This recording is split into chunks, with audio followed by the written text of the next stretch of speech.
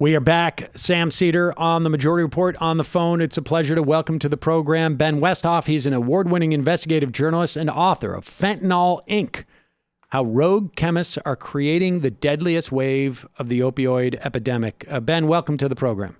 Thanks for having me, Sam. Lot of news literally today and in the past couple of days about the legal cases against Purdue Pharma, against ones that we may see against the Sacklers. There is the New York State AG is looking into reports that Sacklers wired money out of different funds and whatnot, ostensibly to pay some of their fines or avoid some of their fines or who knows what. This is going to be ongoing, and you're writing about fentanyl, which is what you've called basically, and maybe not just you, I think the CDC, the third wave of the opioid epidemic. Walk us through those waves, and then we'll talk about sort of the history of fentanyl, because fentanyl is of a different ilk, I guess, of drugs, which is going to be really the problem of the future. Yeah, the first wave of the opioid epidemic started in the 90s, and that was the prescription pills like OxyContin. And doctors began overprescribing these pills. And then when patients, their prescriptions ran out, a lot of them started turning to street heroin. These were, law-abiding citizens, but heroin met the same kind of craving. And so that was the second wave of the opioid epidemic. Now it's almost impossible to find pure heroin anywhere, most parts of the United States. It's all being cut with fentanyl. And fentanyl represents the third wave of the opioid epidemic. It's much more powerful than heroin, about 100 times stronger. And so when it's cut into fentanyl, people don't even know it's there, and a lot of people die immediately. And we should say that the overprescription of the opioids was, there was a bunch of different choke points where sort of things, I want to say, faltered, but it really was, in many instances, malfeasance. I mean, arguably the doctors, were the least malfeasant. Maybe they were most misfeasant, but they were basically sold on this idea that this class of opioids was non-addictive because of the way that it had been constructed, I guess, which, like you imply, didn't turn out that way. And they probably should have been aware of it when they were selling millions of pills into, to counties with significantly less people. Yeah. So give us this history of fentanyl, and it is part of a class of drugs that is called, got it right here, the novel psychoactive substances. First, just give us the history of how fentanyl got introduced into the country, and then let's talk about the implications of novel psychoactive substances. Fentanyl was created in the late 1950s as a totally legitimate medical drug. It was made by a Belgian chemist, and it was used in things like open heart surgery, and it's still a very important, widely used hospital drug for things like epidurals in childbirth and colonoscopies. But the fentanyl that we're hearing about mostly is not this fentanyl. The fentanyl that's killing people is made illicitly, almost all of it in China. And it's made in labs there.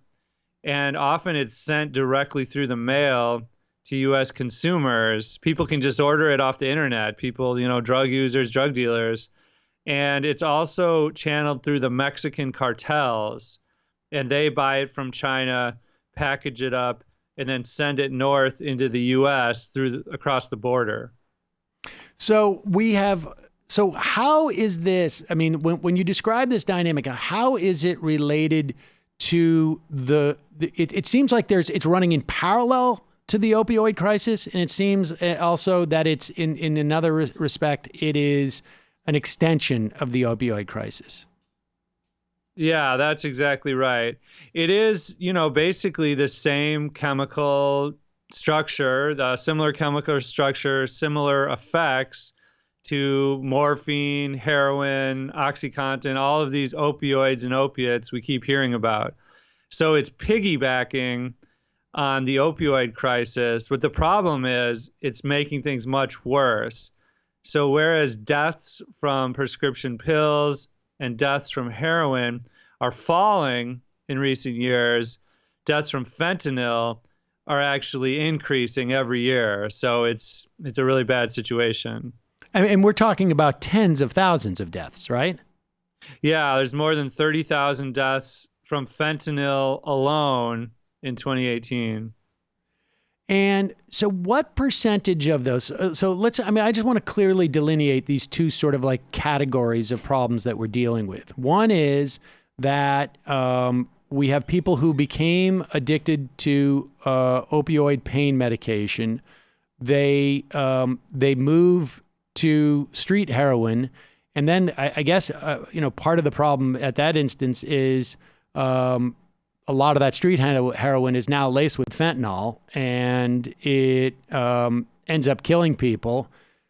It seems the other, and maybe there's like three different versions, because that's sort of the hybrid. Then there seems to be one that is exclusively a function of like people just taking other drugs and getting fentanyl and not being aware of it. And then there's also, I would imagine, still on some level, and maybe this is ended because of greater awareness, an overprescription of fentanyl. I, know people who were prescribed fentanyl as a, sort of like a chronic pain, solution. Yeah. And, I have someone I know fairly well who ended up having to go to a clinic as an inpatient. And, when people around there saw him and the amount of fentanyl he was taking, they're like, we don't meet many people like you who are alive anymore. I believe it. Yeah. Someone's tolerance can go up high. In fact, a common thing has been for people to buy the fentanyl patches off the black market. And the patches are for people with cancer or other types of chronic pain. And, you're supposed to use one, but sometimes addicted users will put on 2, 3 or more on their body. And there's often hospital fentanyl that is misappropriated, stolen by anesthesiologists and other people working in hospitals. But the biggest problem, the biggest way that fentanyl is abused is on the streets. And the problem is that most people really don't want it. Like you said, they want other drugs that fentanyl is cut into. So it's cut into not just heroin, but cocaine and meth and prescription pills. And so it's a way for drug dealers to save money. And that's how people like Prince died. Prince thought he was taking a legitimate pharmaceutical pill, a narcotic, but it was actually a fake pill that had fentanyl in it. Now, how does Prince get a fake pill? Like, I mean, isn't he going, is this not a non-prescription situation? Was he buying, like somebody was supplying him with stuff that they got a bad shipment or something?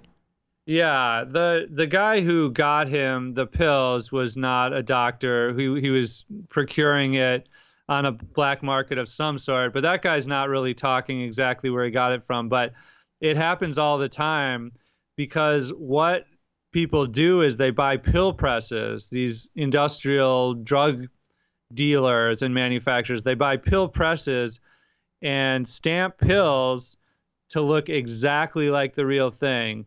So there was another big musician, Mac Miller, a rapper, who thought he was taking an OxyContin pill, and it looked exactly like one, but it was made on one of these pill presses, and it had fentanyl, and he died right away. So the person who's selling this, they're thinking like, okay, fentanyl is cheaper. I'm going to make it look like it's an OxyContin pill. the user's not going to get really a sense of that it's different, and I'm going to be able to sell a ton of these. They just don't realize, they just don't know how to do the proper dosage, or is it just that That's exactly right. Yeah, and it's almost impossible to properly dose it unless you're a trained chemist, pharmaceutical engineer in a lab, because it's such a tiny dose of fentanyl to make someone overdose. It's less than 2 grains of rice.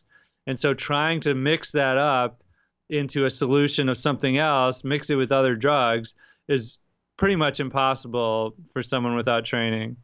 Okay, so we've moved into this sort of like second or third sort of like track here of what is problematic, and this is the one that you pursued. That we have, this is not as tied into the idea of drug companies. It may have been sparked in some respect by the demand that this opioid crisis developed, but it's not.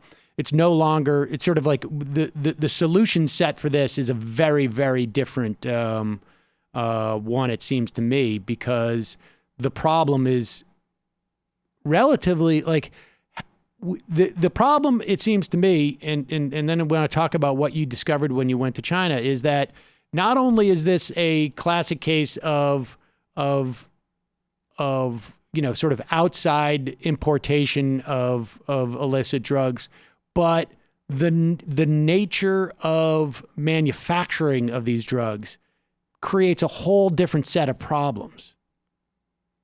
Yeah, that's correct.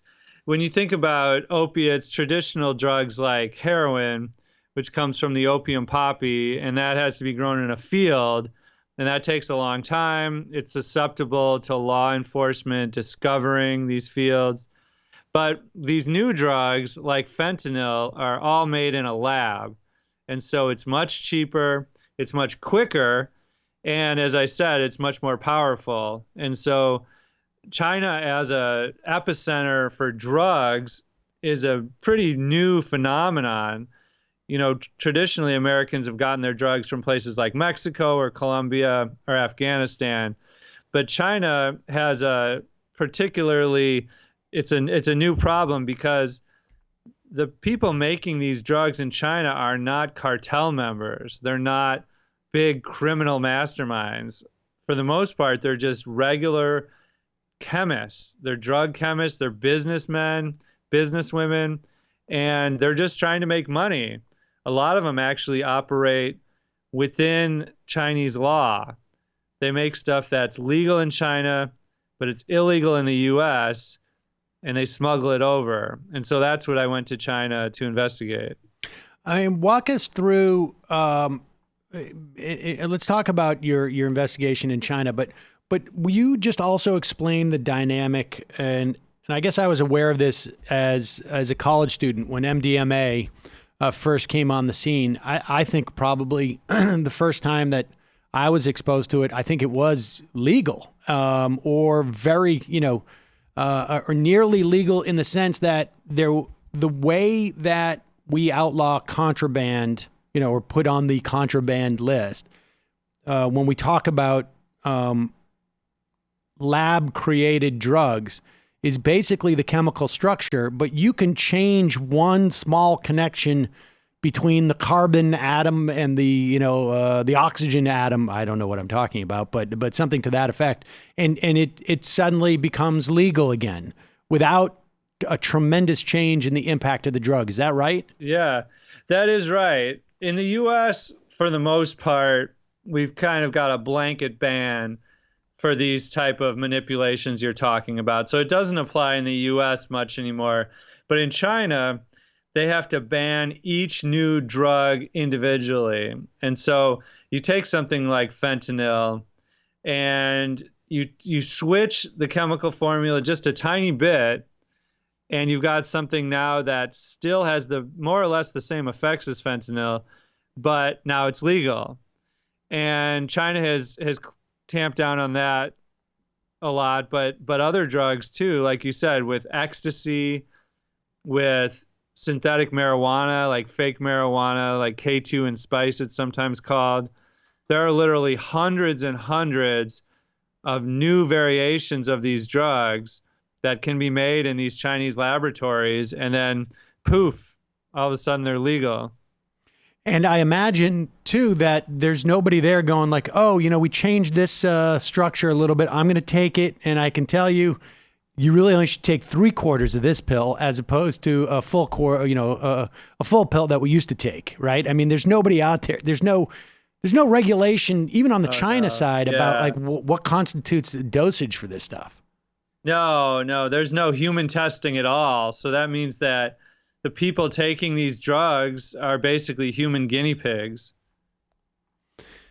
So, all right, tell us what you found in China, because we're basically just talking about small businesses that have an import-export business. They produce this stuff, and they probably have a third party that does the smuggling, right? So they just supply it to somebody in, I don't know, in Switzerland, and then that person ends up doing. I mean, how does it work? And what are the different ways that this fentanyl, which is basically it's poison, right? I mean, it's basically some type of filler.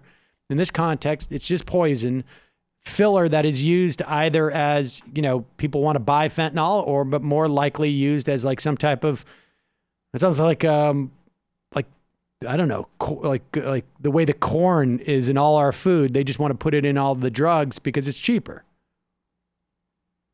Yeah, that's right. Some people do want fentanyl. Most people don't. But I kept hearing that all these drugs like fentanyl were made in China, but no reporter had ever been in one of these labs. And so I wanted to do that. I wanted to go. And so I just started emailing these different companies and labs. And I pretended to be a drug dealer. I asked if I could come visit the lab if I came to China, and they said, sure. How do you pretend to be a drug dealer? Do you just say I just said I was one, I used a fake email address. There wasn't really much vetting, that's for sure. Okay. What was the email address? Was it something like I sell you drugs at gmail.com or something like that? Or no, these were just totally, if you looked at the websites for these companies, you would think they were legitimate Chinese chemical companies. Right. And they didn't just have drugs, they had thousands of chemicals on their websites, and they said they would custom make any chemical you want. So that's one sign that they're up to no good. But they said I could visit, and so I did. I went to China last year, and I met up with one chemist in Shanghai. He drove me. He had this kind of beefy driver, this kind of muscled guy who I was worried was the muscle of the operation. I was a little nervous, but when I got to the lab, I was expecting a sort of underground, seedy den of iniquity with guys and guns, guarding the door or something. But it wasn't like that at all. It was basically a suburban office park with a fountain, in the middle of it. And we parked and went up the elevator, and the lab was, it looked just kind of like a high school or a college lab. It was bigger. They were making huge amounts of these different types of fentanyl and other drugs, but it to me just was not at all what I was expecting. And I didn't buy anything. I didn't give them any money, but I did get a chance to see what these places were really like. So, and were they basically, did they give you a tour of their products and basically say like, this is how we do it? And this is, are they selling you on the quality control? I mean, like when they're taking you around, they think you're a buyer. What do they think that you want to hear? Yeah, they just wanted to, I told them I needed to see that the quality of the lab was up to my standards. And so they were trying to impress me with their lab and yeah, the quality. They print out sheets when they send these drugs through the mail, and it says 95% purity, whatnot.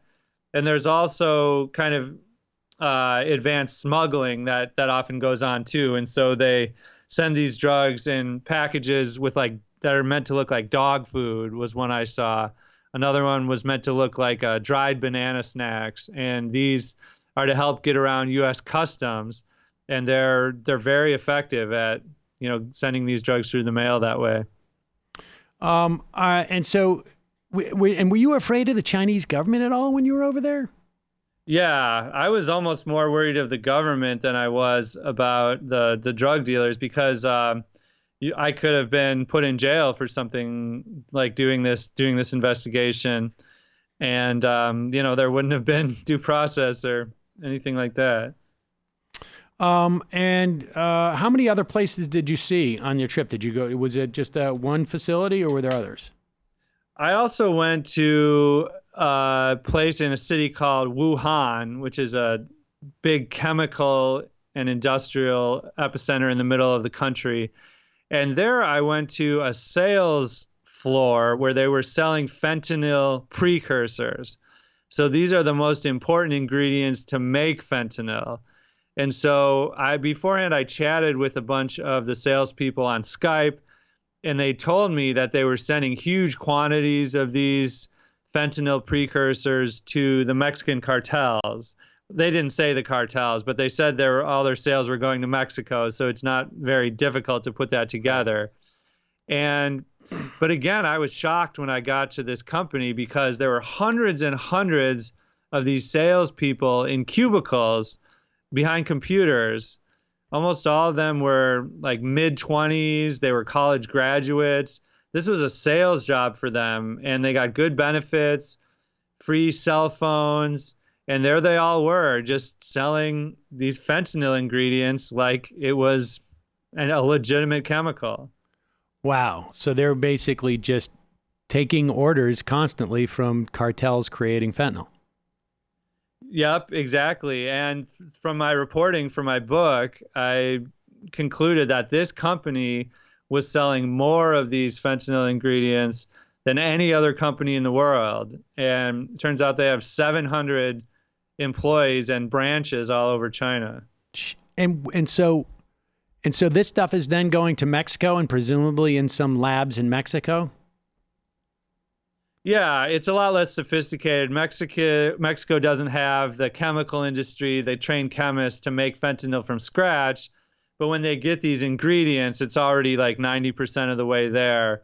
And so the cartels just finish it, package it up, and they send it across the border into the US. So this is, I mean, it is a particularly unique problem, it feels like, in terms of, I mean, that we've faced in terms of drugs, because it's not just a question of people ODing on stuff that they're aware they're taking. It's that there are different sort of, seems like, classes that are problematic with this, is that people are taking stuff that they don't realize the fentanyl's in. Plus they are taking a substance that, I guess to a certain extent you could say this about LSD, which is created in meth to a certain extent.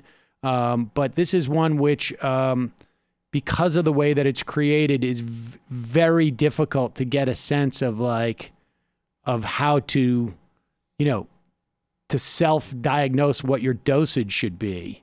It seems like there's a whole host of problems around this that, there's really no mechanism in which to deal with in our law enforcement structure.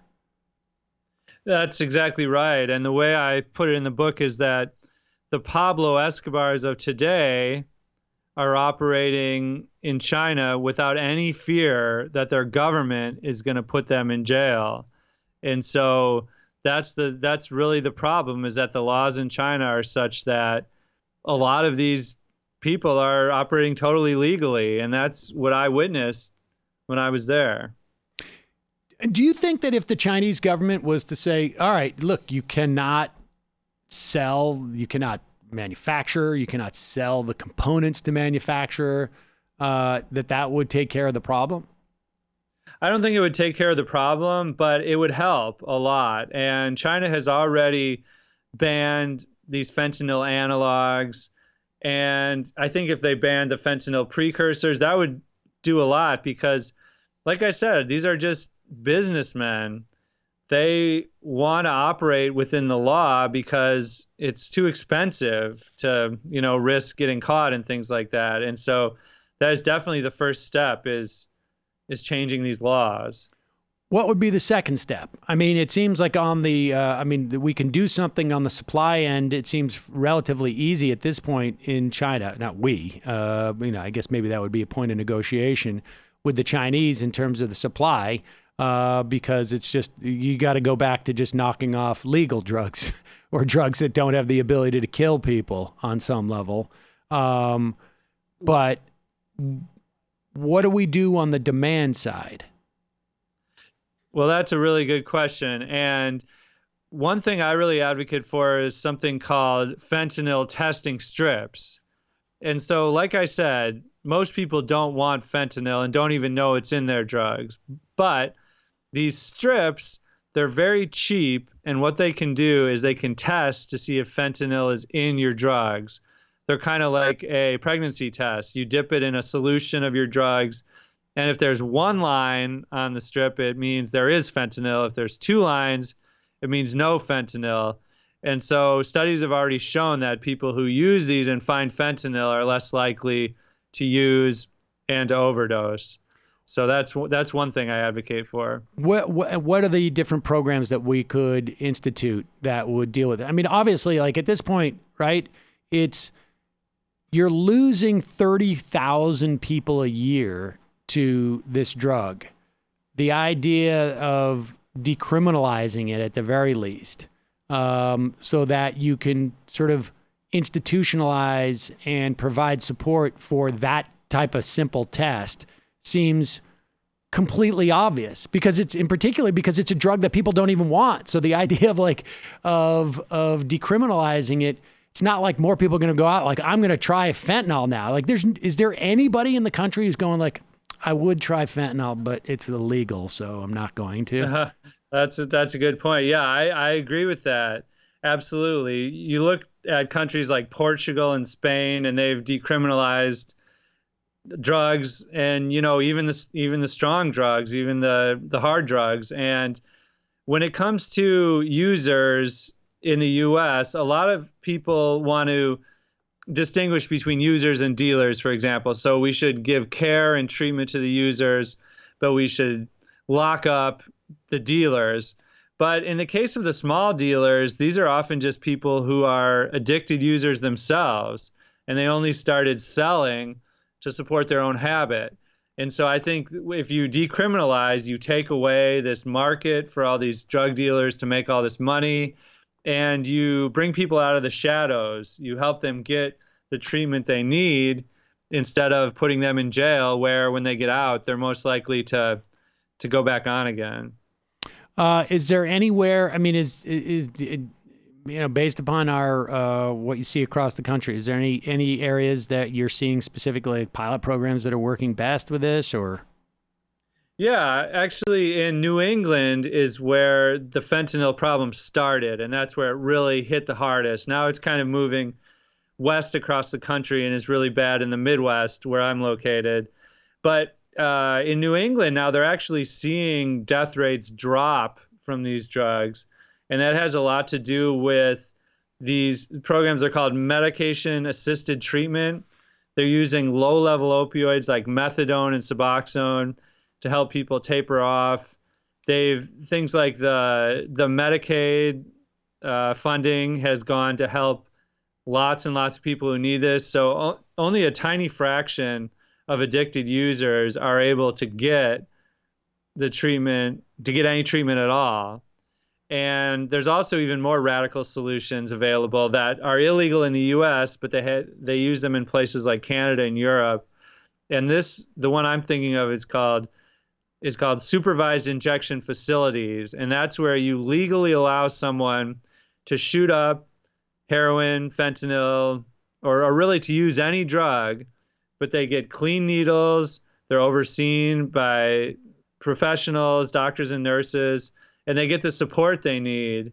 And no one has ever died in one of these facilities. But like I said, they're illegal in the U.S. Of course. Why wouldn't they be? Unbelievable. Well, it's a fascinating story, and I have a feeling it's going to be one that is going to dominate the headlines for years to come, not unlike what we saw with opioids in the past couple of years. Ben Westhoff, Fentanyl Inc., how rogue chemists are creating the deadliest wave of the opioid epidemic. We'll put a link at majority.fm and within the podcast description. Thanks so much for your time today. I really appreciate it. Well, thanks for having me on, Sam.